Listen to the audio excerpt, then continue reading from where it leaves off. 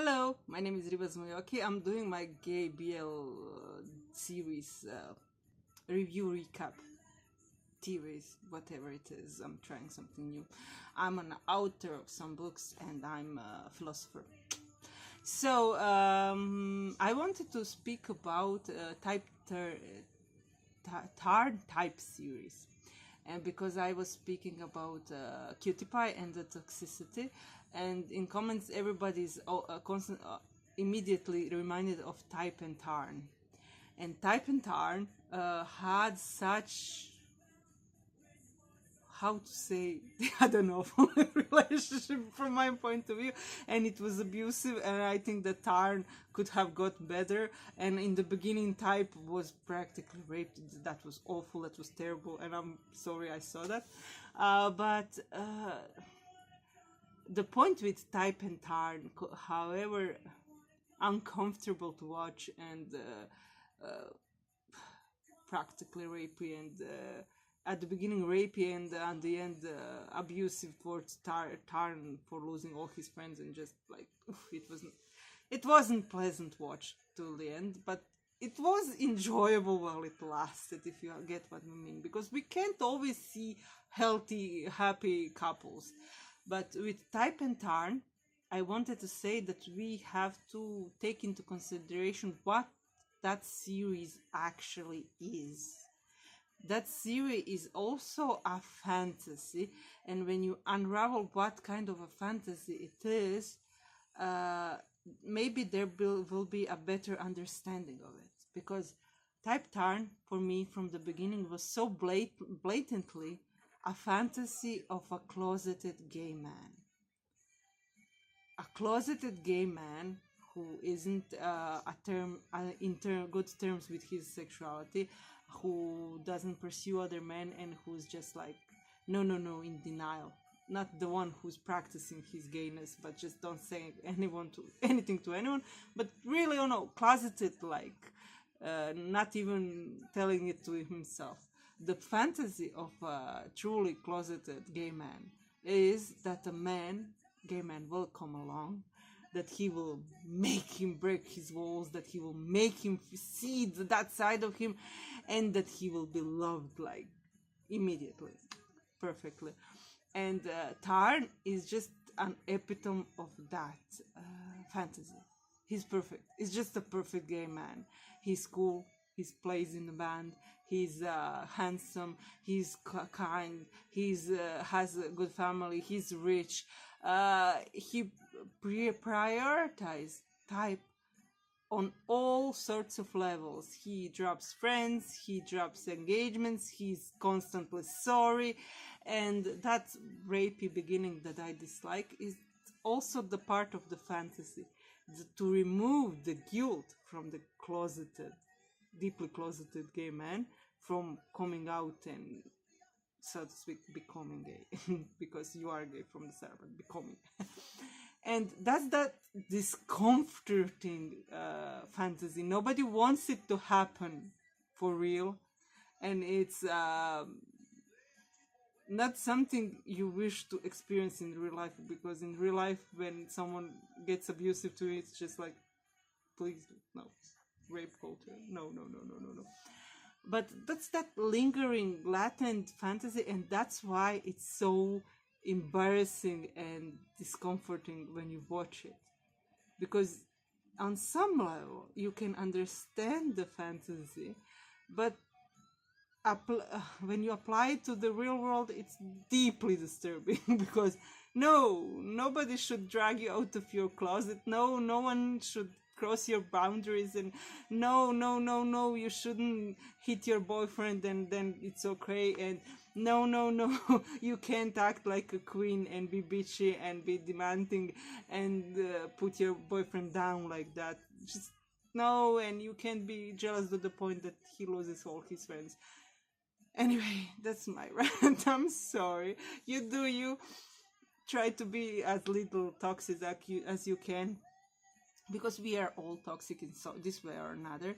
But the mental health is always about self-awareness, about an effort to do better, to be better, and to just, how to say it, make an effort to do better next time, and not to repeat bad behaviors to become patterns, because I think that abusive relationships are really a problem, because abusive patterns emerge and people start to repeat and repeat and repeat the same behaviors over and over again, and when you repeat something it gets worse and worse and worse and worse, and that's a terrible thing.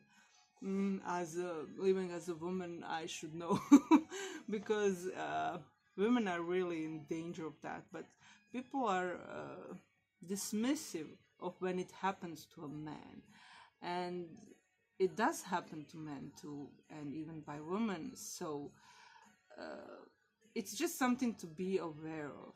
It's not a crime to enjoy type Tarn romance. I do love them. They are cute, and when you put aside the discomforting parts, they are really a cute couple. But it's so funny because Tarn is really the epitome of a perfect boyfriend anyone should wish of. To stumble upon just upon exiting your closet and like, oh, he's this perfect man, he will love you forever, he's perfect, you don't have to do anything more, whatever you do he will love you because you're you. And like, oh, don't we all wish that? Anyway, my stance is Tarn could have done better, and he could have been a bit, nah, his behavior wasn't always the best, but that's the point. uh, I think that the discomforting thing talking about the rape culture is that the rape culture stems from the. I'm sorry for getting all serious on you. Just tune out if it's too much. But the rape culture stems from misunderstanding, because the gap between being raised, that this doesn't mean male female difference, but being raised in a spirit of fight for it, be persistent, she wants you but she just doesn't want to say it, and that be assertive, manly, be like, don't give up, she will give in, that kind of energy. And being raised like, be polite, don't stir waves, and don't be rude, and just like look the other way, and don't. Anyway, it just creates this thing where men are not, men and women, because women too can do that thing too. People are raised to think that they are irresistible, that they can't be turned down, that being turned down is an offense, and that saying no is just a small obstacle you will overcome if you're persistent enough. And to miss out on the cues of true distress, and because not everyone can read emotional cues well, and it's that style of courting that some people do enjoy, and I think it persists because many people enjoy that hunter and deer kind of dynamic in courting, and it can so easily turn into this ugly thing. uh, but that's always, again, we return to communication, although of course in everything there's gradation, and there is this awful thing where there's not communication but through like predatory people who do harmful things deliberately. I'm sorry. The world is complex and dark, and as you can see, I always go to the darkest places. That's why it's a dark grid I'm living in. So it's a complex topic, and it's a thing that happens to people, and people need to get over it. And inside of Type Tarn series, even though we had that beginning of their relationship that was so discomfortingly like, no, no, no, just it's not okay. Even if he liked it in the end, it's not okay. Moving on. But within the context through type, we do see the healing of the trauma he experienced as a child, and it was addressed, even if not in the best way possible. And that those are the important conversations we must have as a society in whole. And I think that these kind of series, even if they do it a bit wrong, even if they miscalculate and do some things like no, um, it's a part of a conversation, and sometimes to see those kind of things makes people able to decide how they feel about it and to do better next time. So even if we get series that have toxic behaviors uh, condoned and like they're alright, people will watch them and make up their own mind about how they feel about it. And that's how we change as a society, that's how we move forward, and hopefully we'll see less of those things in real world and more just like in fiction, like a cautionary tale. But that's an optimist in me. What can you do? uh People are just people. Anyway, as a society, let's do better, and Type and Tarn are a fun watch after all this. But we can't just make stories about fluffy, happy gays and happy queer people, because that's not the reality of the world, and we need to have this discussion about safety, about boundaries and abuse, and it's best to have it in fiction, I think, because that's the medium most people can understand without many explanations, and they can make up their own minds about it.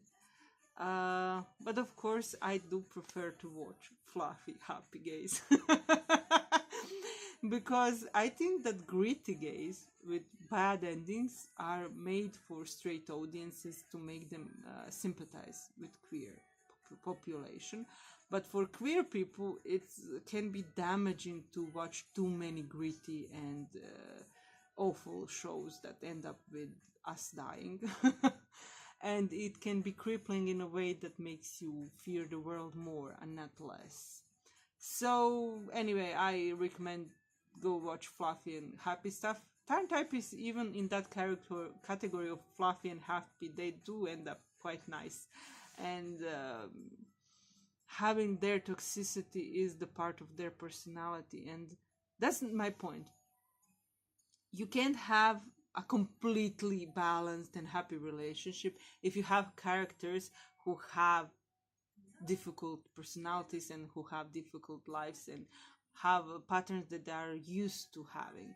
So I like to say, when you observe a couple has a argumentative dynamic, it's not necessarily that they are toxic to each other. It's maybe this just their way of talking. So in TharnType, the both of them agree to this relationship, whatever we might think about it, and the both of them seem to be fine with the outcome of their story. So it's a fluffy, happy story, and the bad parts are just part of the world. What can you say? Anyway, TharnType. Tell me what you thought about it in the comments, and how far off the mark am I. There are links in below about my books and stuff I do for trying to do for a living, and you can share, like, subscribe, of course, it's free, and see you around when I think of something more to say. Bye.